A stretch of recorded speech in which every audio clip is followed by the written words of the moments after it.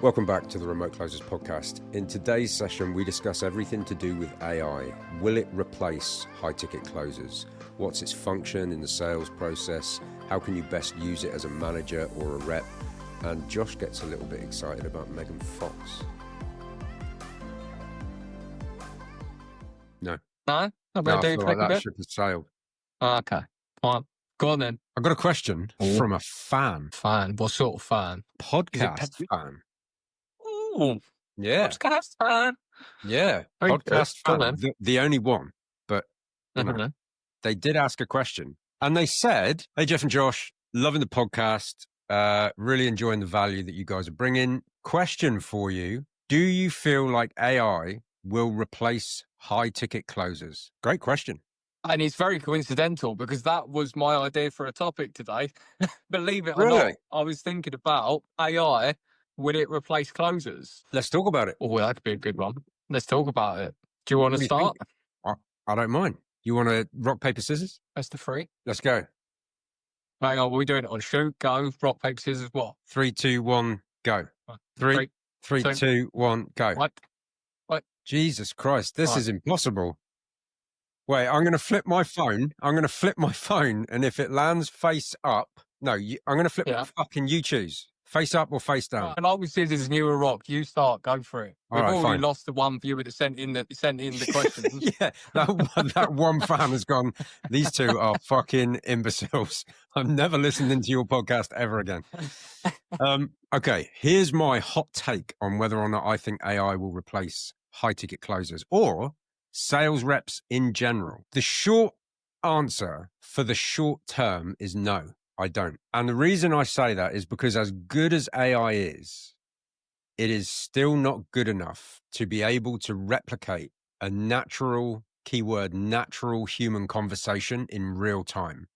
It takes too long to think. It has to be programmed with too many responses and stuff like that.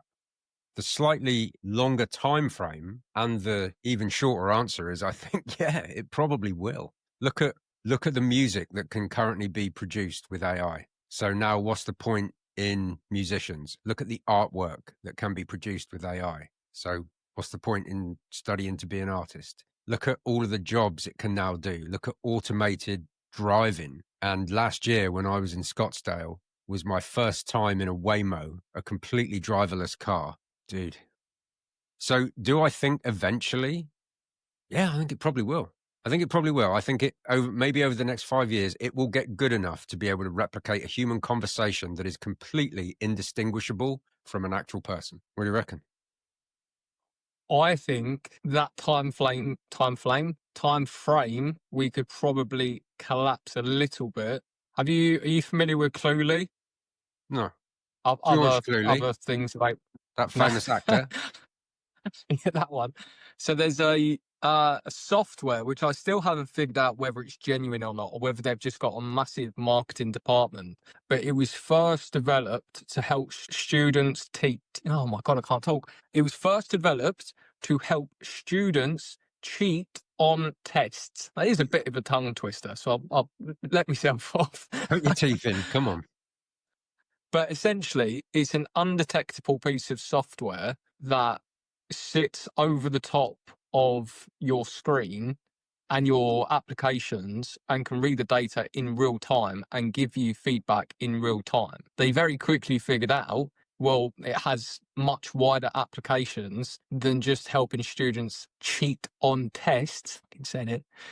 And it is now being marketed as sales. So it is a real-time AI feedback. They've said this could be an idea to say this to follow up with. Now, I haven't tested it to any efficiency to know how good it is, but I do agree we're not quite there yet. You look at Hollywood, everyone is saying that, the big budget films are going to be gone. There is going to be no need for Hollywood and actors because we can make everything. Again, to a degree with AI. I was watching a video last night where you can create these very, very good prompts. And there was one of, I think they did Darth Vader for a 5-second clip.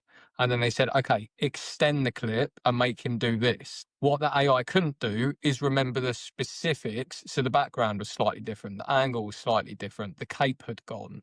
The voice was a little bit different. So obviously we're rapidly advancing, and it is pretty scary what it can do now. I do think that day is coming. I think, like everything, there is a limited time frame, and I think if you want to get into high ticket sales and make a good amount of money, yeah, the potential is 5 to 10 years. A lot of companies probably will have picked up AI. Does that mean remote high ticket closing is going to be dead? In my opinion, absolutely not. What makes you Because say that? because we're skeptical people. Mm. We still crave human emotion and interaction.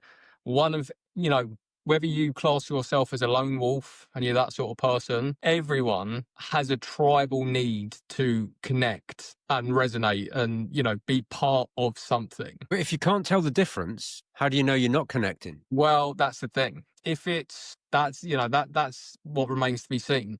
Does AI just become very advanced chatbots that can pick up on tonality and Zoom calls no longer happen anymore? In that way, yeah, it could be quite hard to tell. Maybe we're Zoom still calls doing still business. happen. Look at Sora 2. Yeah, maybe they do. Maybe, Mate, yeah, maybe they do. Dude, Sora 2 just put every single UGC creator out of business. Mhm. No point in UGC anymore because you can literally just replicate anything you want. And dude, honestly, I saw a video yesterday, and normally I can tell whether it's AI straight away. Dude, I could not tell. Was it Mark? Is it Was what? it Mark Cuban? That one. Was it No. Mark Cuban? That No, one. it wasn't. Oh, No. okay. No, it was a friend of mine who's been playing around with Sora 2, and they literally just sent me a message and said, "Look at this ad I've created." And I was like, "Dude, that's fire." And he went, "It's not me." And I went, "What?" And it's got his tonality, his little vocal inflections, the way his face moves when he talks. Like, honestly, man, it's frightening. Yeah. Frightening. The question is, what jobs are going to be left when, let's say a decade, when, we've had to deploy Skynet and we're officially that's another thing. You see, they've created a robot that can change its own battery now. Change its own battery. So, dude, even like, you imagine that the military start producing, you ever seen the movie iRobot with Will Smith? Mm-hmm. Yeah. So imagine the military start producing all of these humanoid robots. Only if you want to shut them down, you can't, because it can just go and fucking boot itself back up again.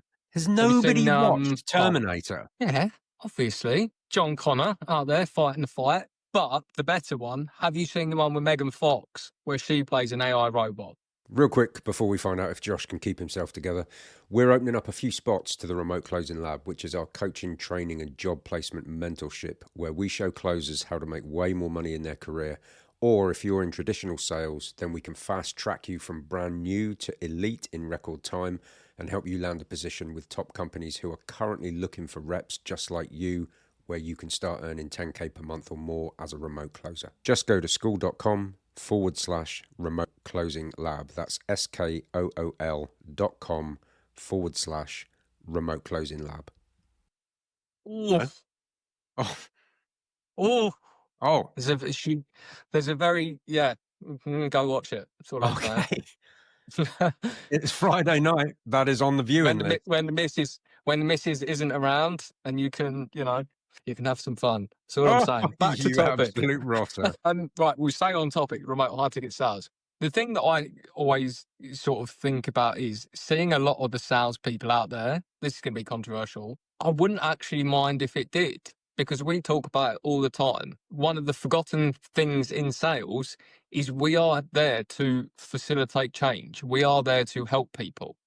And we see it far more often than we should. People aren't getting the help they need because of reps that just aren't trained to the right standard. Reps that just shouldn't even be in sales because they're just not that sort of person. Now, an AI is never going to have that problem because it can be trained. It can be fed million data points of, human psyche, and look at their face. And if they raise their eyebrow and they scratch their head and they're looking down in that direction, it can search ChatGPT to go, what does that typically mean? Oh, their left side brain, their right side brain, they're looking down. That means they're lying.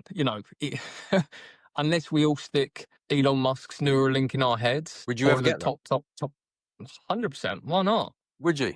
Yeah. Well, I don't know what you can do. I've only heard like a 30-second clip on the radio, but I'm all down for it. Mate, you'd have to walk around with one of them things on the side of your head, like people with Parkinson's do. Do you know what I mean? Yeah. It's all right. Yeah, well up for it. If it makes me smarter. I think I first heard about that a couple of years ago, and it was like it cured blindness, or it had given someone who had been blind for like 10, 20 years the ability to see again. Dude, where are we? Yeah, right. What is this world Like that they we could live in? wake. I know they could wake me up in the middle of the night and just send me out completely unconscious because they're tapped into my head and my nervous system. But if it makes me sing even better than I already do, or dance a little bit better, then I'm all down for it. Mate, imagine if it made you sing even better. You'd be the next pop Yeah. star. You would. I mean, if I wasn't as good as salesman closer as I am, that's the backup, really, isn't it? That's Gotta always be. there to fall back onto.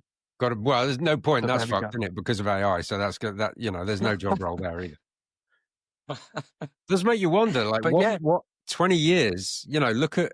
I mean, how long have we had AI now? What, 2-3 years properly? no, Longer? I've read it a lot. Well, when it's been good, yes. When it's actually first sort of Yeah. started No, coming I out a bit mean, more mainstream, a lot longer. yeah. Yeah, Like the LLMs that we currently have and stuff like that. About yeah, 3 years, isn't it? So yeah. look at what's been achieved from the first basic ChatGPT to things like Sora 2. Mm. You give it another decade, give it another 2 decades. Yep.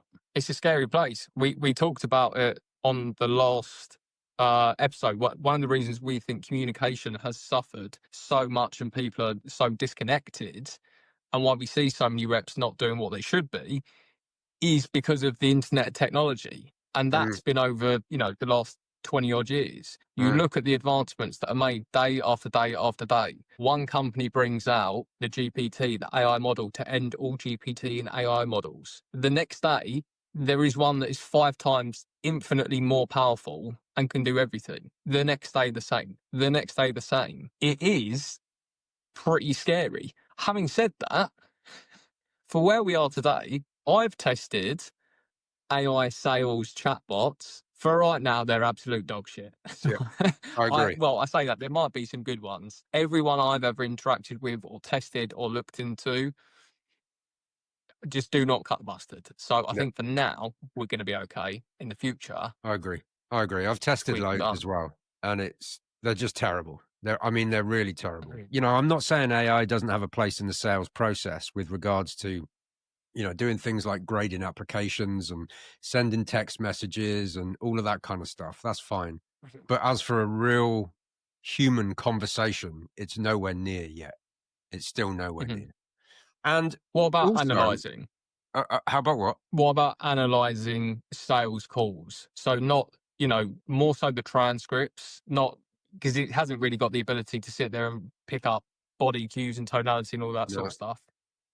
I think if you know how to prompt it, do you know what I mean? You've got to prompt it really well. Like you've got to create a separate GPT and you've got to know how to feed that thing thousands, tens of thousands of data points before it could do a reasonably decent job. Do you know what I mean? And I know people that have created GPTs that analyze sales calls. I'm still not convinced. I'm still not convinced for the same reason that AI isn't ready to replace a sales conversation, is the same way that it can't analyze tonality and pitch and inflection and minute facial changes and stuff like that. It can't do the same on a call, Yeah. it can analyze the words, but if the words, like we've discussed 100 times before, if the words are only 9 to 12% of the actual sale, then the remaining 90 odd percent is still not possible for AI to do it. So Yeah. Couldn't agree more. I tested it for a team and I was like, I'll just feed it the transcripts and I'll just, for the sake of it, see what it gives back. Mm-hmm. And despite, prompting it, copying and pasting in, probably a couple hundred conversations into a document. So it had a good amount of reference material. Yeah, just nowhere near good enough. Like you said, non-verbal communication, we attribute far more to that than we do the words that are on the paper. I think it was the last episode we were talking about it. So, you could say all the right words if you lean back in your chair. if you frown at the wrong time, if you look disinterested, if you're moving around, if we have AI that has the ability to, something out of the movies, like when they have like the sonar going off and it's like the whole grid and every like megapixel is being analyzed and it's like, okay, that eyebrow went up, precipitation and like, all that sort of stuff. Yeah. Then yeah, 100%.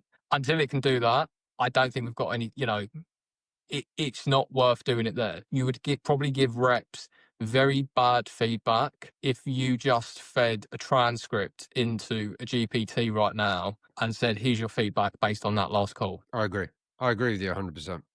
It's just, it can't Yeah. replicate doing an actual real-time call review, and anybody that is feeding transcripts to a GPT and you're analyzing only the words that are being used, you're missing roughly 90% of everything that is important in sales. So any lazy ass fucking sales managers out there that are just ripping transcripts through GPTs, you suck. I think we just lost the reality is, yeah, thanks to the sales manager that submitted that question.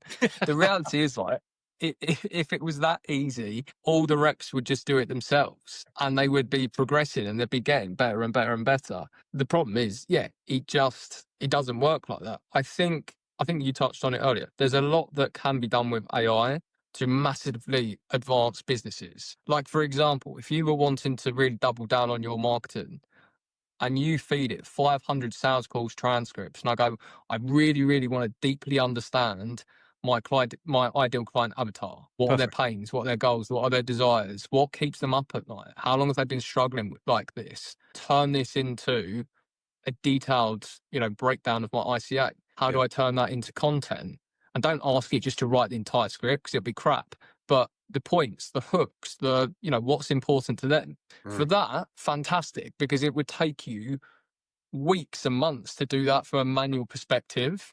Email, autoresponders, all that sort of admin-y stuff. Yeah, great. The high level stuff, the revenue generating stuff, like the back end, sales, the front end, back end. Yeah. Nope. Nah. Not and today. flip side, if you are a rep, go on. No, it's all right. I was just talking shit. I was going to say, if you are a rep, then I think AI can definitely help you improve. But again, we're not saying don't use it at all. We all know that unless sales managers grow, 10 pairs of heads and there's a big team and 8 arms and they can sit there analysing every single sales call, if you want to be the person doing the work in the shadows, trying to do what you can, then yeah, spend some time with ChatGPT. Ask it to analyze the call. Don't take everything as gospel, but you might pull out a couple of little golden nuggets where, if, for example, we're selling a fitness offer and it says you were a 3 out of 10 on pain. Okay, why was I 3 out of 10 on pain? Because all you got from them was they wanted to lose 20 pounds. No, do you know what? Fair enough. That's probably why I got to think about it. Objection at the end. Or I'll just go and watch YouTube. That makes sense. Let me work on that. Let me take that to my sales manager and go, I think these are areas that I need to focus on. What do you think? Yeah, I like that. That's a good use. Yeah, AI role play bots. Have you ever played with any of them in a sales related manner, not anything else sort of manner? Oh, no. No, not sales. No, not sales. I just asked it some dirty questions. Have you? Good experience, bad experience with the role play ones for you? Good experience. I think if you're new, you'd probably be like, this is really cool. I think if you've sold above, couple 100,000, you'd probably be like, yeah, this is like day one of being back in school. Maybe good just for a little bit of, keeping you on your toes. They've said this, what's the typical sort of thing that I might say? But the problem with all of it is it doesn't have any context.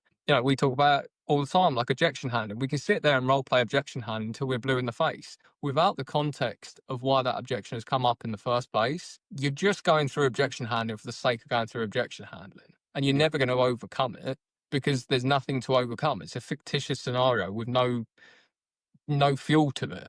And it's the same with the role play things. All they're really doing is testing you to see if you know the word tracks. I know the words to, my heart will go on. Doesn't make me Celine Dion. I can know the objection handling too. Everything doesn't make me a good closer. Dude, I've heard you sing. I think you're literally maybe a week away from being Celine Dion. Well, it is coming up to winter, so things do start to shrink and go up a bit. So that might bring the octaves up There you go. Up a There you go. little bit. Soprano. Might be a From bit. tenor to soprano. This podcast is Right, off we the are rails. 22. I know we're 22 minutes in. I haven't addressed the fact that I'm wearing sunglasses because I've got massive vertigo. So to the 3 people that do watch that were out of here 18 minutes ago, it's not a fashion choice. I'm just protecting my eyes. I've got a big light right in front of me. How is the vertigo, mate? Well, as long as I stay semi-still, then it's okay. As long as, as soon as I move, then it's all fucked. But, No good. no Quick good. one Go on. today. I feel like I've been talking for the entire of this podcast. What else you got to add to it? AI. I don't know, mate. I think we've covered it, haven't we? Is it going to take your job imminently? No. Will it eventually? Probably. I mean, what I think more like is there to anything, say? there will be a next thing. Yeah. Look at anything in time. There are peaks and waves, there are highs and there are lows, right? The Industrial Revolution. I'm sure at the time everyone thought coal would be around until, the earth was swallowed by the sun. That fucked off. However many facts. Look at like NFTs a couple of years ago, where that was like, this is the new Bitcoin. And then, how many, 6 months later it was dead, everyone lost their money. Now, I'm not saying AI is going to go away. I'm saying just because high ticket sales might change a little bit, there's still going to be requirement for people with that skill set. Maybe a few more people become more like CSMs, customer success managers, actually just working to coach in the back end, which I think for a lot of people, they really enjoy. Because rather than just battling objections, you actually get to work with people in the long term, take them from £250 to £180, see that development, not just physically, but mentally, what it does for their life. For a business owner, taking them from stress, break even, my business is failing, to we've turned it around, you built the business of your dreams, your skin's clearer, you look happier. Yeah. Well, We've always said it, the best salespeople. That was my progression path. I went from full-time closer to back-end CSM, and you're still closing, you're still selling, because you're selling the back end, you're selling the upgrades, you're selling the continuations. But it's a different type of sale, because it's now a sale where you have a relationship with somebody, because you've been working with them for 2, 3, 4 months, whatever. And I enjoyed being a CSM. I thought it was good. It develops a lot more skill sets than you have as a closer. So you develop as a person, and you develop your skill set, but you're still able to sell, so you're still able to make some commissions. Yeah. It's like if you work in car sales for long enough, you'll inevitably have someone who bought a car from you come back to you 6 months, 12 months, a few years down the line, and you'll sell them another car and they'll ask for you specifically. And it's that same sort of thing. It's now, a much different sale, because it's a relationship sale. Yeah. It's, I remember you, has a family, has a wife, they're 10. The last time I saw you, they were 7. Blah, blah, blah. Yeah. It's a very different, nicer sort of sale. I don't think we need to worry about it, though. To actually answer the question, I think we've probably got a very good run, 5 to 10 years, which, let's be honest, is more than the average span of closers, even from start to finish. Yeah. I think people should just treat it as a cash grab. Yeah. Get in while the going's good. Let's be honest, that's what 99% of closers do. Cash grab. They come in, make as much money as possible as they can for a couple of years. If they're smart, they start building up investments in the back end. Everyone opens a low ticket community and then they start coaching. That's literally the life cycle of a closer. Yeah. Ain't that the truth? They become a CSM in the middle, somewhere in between. That's right. Somewhere in there's a CSM position for about 2.5 months. Yeah. Before they realize that that's hard work as well. Honestly, if you're listening to this here in, 2025, 2026, even 2027, I can't speak for the next couple of years, because like we said, things are rapidly evolving, but I personally don't believe this is going to be extinct anytime soon. And even looking forward to 10 years time, I still don't think it will be. I think it might have changed, it might have shifted, it might be a little bit different from how it looks today. There's still going to be a need for it. I think you're right. And there's one other thing, is that whenever somebody does use an AI, now this is only in the States as I understand it, but when somebody does use an AI like appointment setter, the AI has to make it aware that they're speaking to a robot. So that's legislation in the States. So for me, there is like, option 1, keep talking to Jeff AI. Option 2 will be to be put through to a person. And dude, I think there will be an unwavering amount of people that will go option 2. I want to speak to a human. I don't want to speak to a robot. So that's for consideration as well. Even if it does get good enough, it's not going to wipe out the entire industry, because like you said, people are craving connection. So there's still going to be a huge amount of people that are like, I do not want to speak to a fucking robot. I want to speak to a person about my problems. I don't want to talk about my problems to a machine, you know? So Ooh, but let's play devil's advocate with that. That's an interesting concept. We know what men can be like when they're not very forthcoming, especially if they're an A-type person. Let's Yeah. just play the other side of that for a second. Would it be, or would it be like, I know this isn't a human being. This AI isn't going to judge me. This AI is just going to take the information that I give it, hold no judgment, raise no eyebrows, and go, gotcha. On to the next question. If he's good, it'll Good play and point. probe, all that sort of stuff, but it's not a human. Mate, good point. Great point. So we're going to retract everything we've said for the last 28 minutes and 36 seconds. We're all fucked. Yeah, we're all fucked. You should probably learn how to code AI. How to code AI. Yeah. Don't bother learning how to stack shelves, because there's a robot that knows how to change its own batteries, and it will do that, Already got them in till the Amazon. sun goes down. Yeah, we have, haven't we? You ever seen the inside of an Amazon warehouse with all them robots going and collecting things and dropping stuff off and, tales from the crypt? Maybe Judgment Day is just around the corner. Maybe we need to keep an eye out for John and Sarah running around, I'm telling you, bunkers and blowing things up. mate, it's coming. It's coming. Do you It's know what? scary when you think That's about the movie I'm going to watch tonight. I'm going to watch Terminator. Terminator 2. it. No. Megan Fox. Sorry. Fox. Yeah. Watch No, hang Megan on. No. Fox. Forget Megan Fox. Terminator 2 is the best of the Terminators. 100%. For sure. T2, For great sure. film. Great film. Mm-hmm. T3, meh. I've come to like it a bit more. Have you? Just, I it's never part watched of it. It's because it's part of the series. Wait, which is the one where they drop Arnie into the boiling molten metal? T2. That's T2, right? Yeah, Yeah, T2. that's my favorite for sure. Still love a bit of the OG though. 100%. Yeah, I like it when he cuts his arm. Well, we could probably. Yeah, talk about okay, it. It's an right. old We'll film. go. Yeah, we say fuck enough on this podcast. We probably only ever I still remember. 24 hours from being cancelled. I've got a story specifically around Terminator 1. I'd been at the beach when I was younger. It'd been a blistering hot day. Hadn't eaten a lot, hadn't drunk a lot. I remember I was with my dad, my nan, and my sister. We were all sat around for some reason just watching Terminator with dinner. Because, why not? As a dinner sort of film. I'm sat there eating my tagliatelle and chicken. And then as they tell me the story, I went from head up here, eating my chicken, to then my feet were where my head was, because I'd just gone completely off the chair. As he was doing the scene where he was removing his eye in the mirror, I'd fainted. Obviously, heat, dehydration, that. And then watching that on telly, I flipped off my chair. Game over. Just game over. Absolute wimp. That's what I'm going to do tonight, watching that Megan Fox film.